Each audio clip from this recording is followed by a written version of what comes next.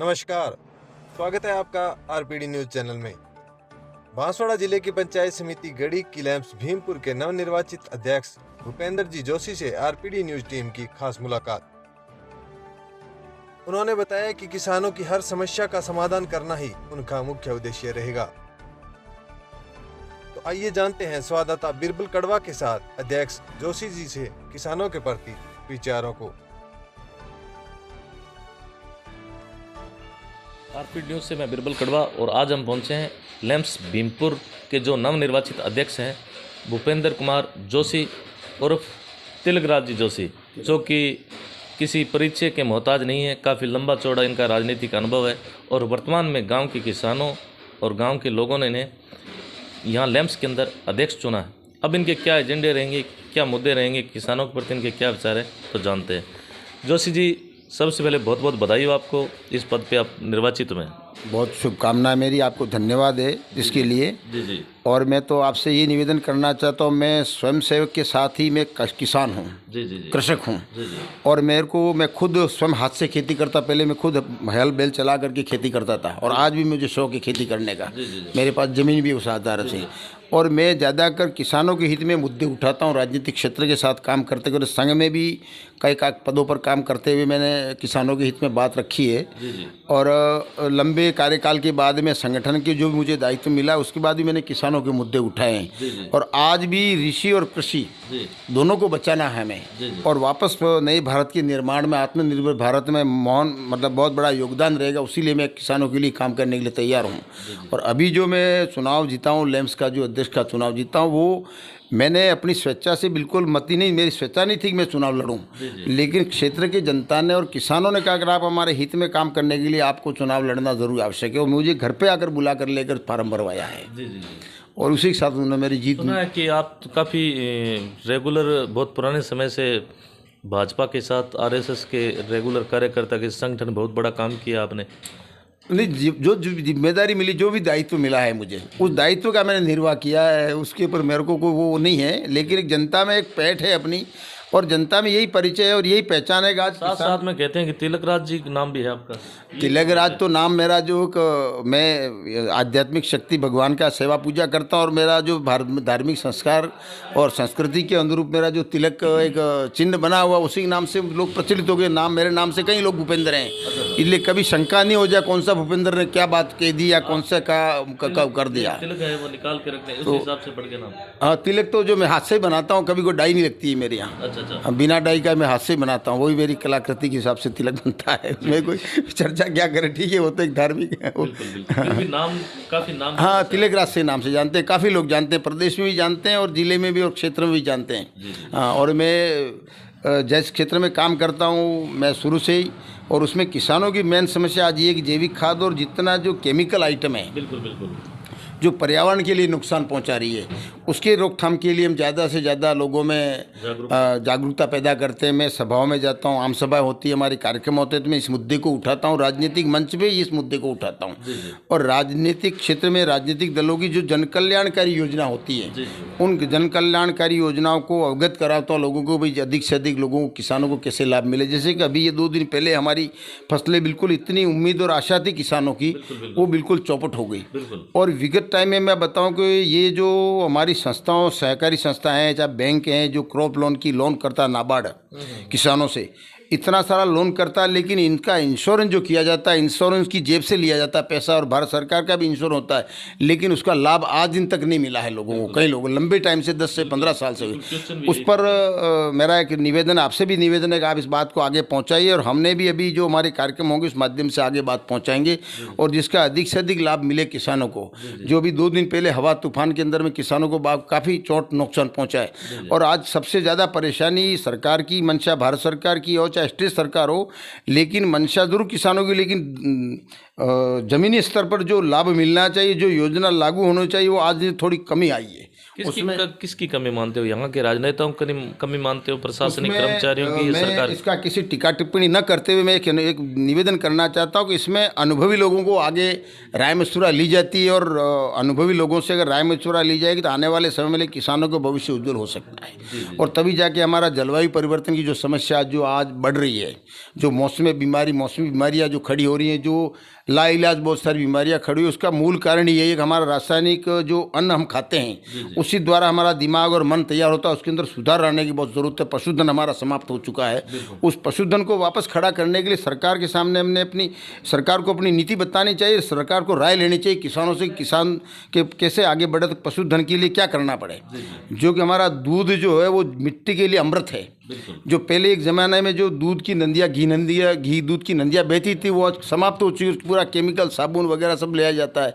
महिलाओं में जो एक प्रशासन जो ये फैशन में बढ़े, उसमें बहुत बड़ा पर्यावरण को नुकसान पहुंच रहा है, उसमें थोड़ा रोकथाम होना चाहिए। मेरा भी आपसे भी यही निवेदन है कि आप इसको आगे ऐसा अधिक से अधिक संख्या में बढ़ावें कि भी पर्यावरण की रोकथाम की अच्छा शुद्ध करने के लिए क्या उपाय करने चाहिए। बिल्कुल। हाँ, इसके अलावा क्या कहना चाहेंगे? लैंप्स की बात करते हैं तो लैंप्सों में किस प्रकार की सुविधाएं होनी चाहिए? लैंप्स में सर सरकारें जो आती हैं, सरकारें उसका पुनर्गठन करती हैं। जैसे पहले हम लंबे टाइम के बाद में, ये 2 कार्यकाल से, जैसे 2000 के बाद से कई बार लैंपों का पुनर्गठन हुआ।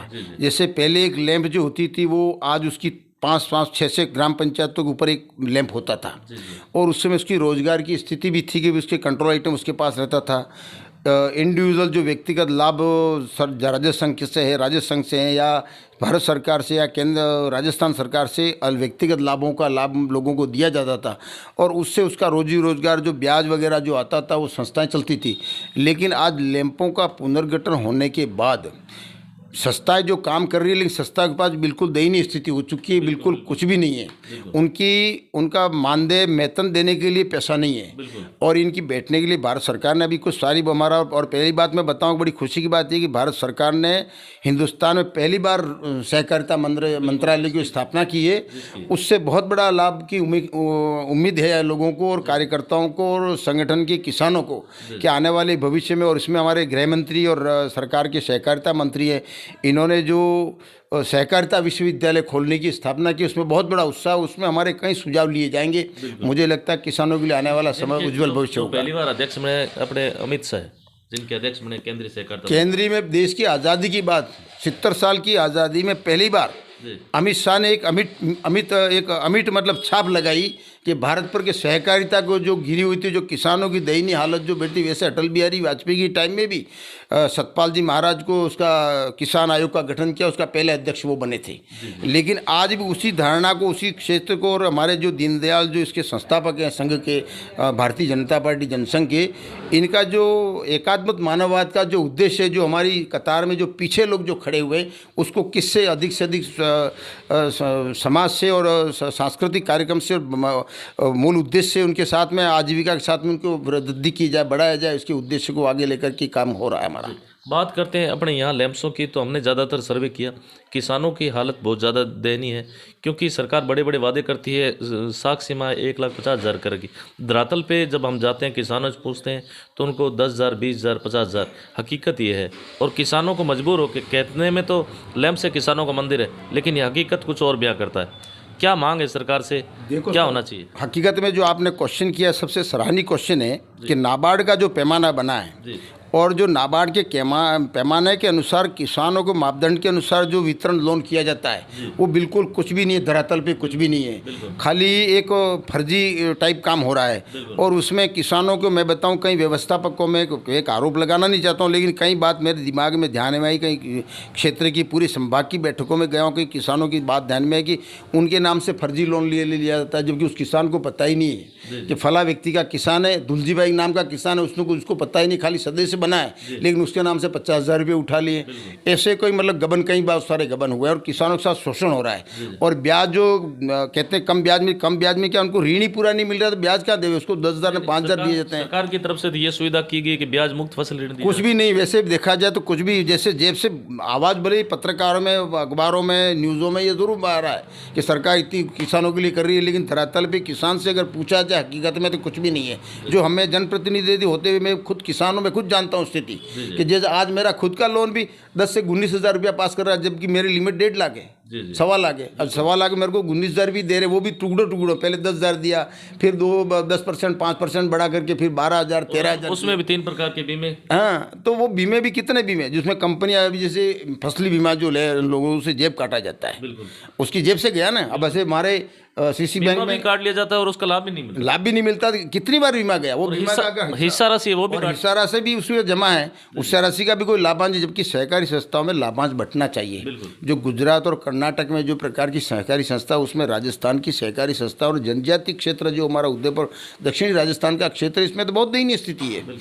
इस क्षेत्र के लोगों ने आपको मान सम्मान दिया है, क्या कहना चाहेंगे उनके लिए 2 शब्द? उनके लिए मैं अधिक से अधिक ये कहना चाहता हूँ कि मैं इनका जितना जो किसानों संबंधी जो व्यक्तिगत लाभ मिलते हैं, पंचायतों में आते हो, चाहे सहकारी संस्था में आते हो, चाहे अन्य संस्थाओं के द्वारा आते हो, जैसे व्यक्तिगत लाभ, जैसे ट्रैक्टर है, इनके जो फसली बीमा है, ऋण है, ऐसे मुद्दे हम उठाएंगे।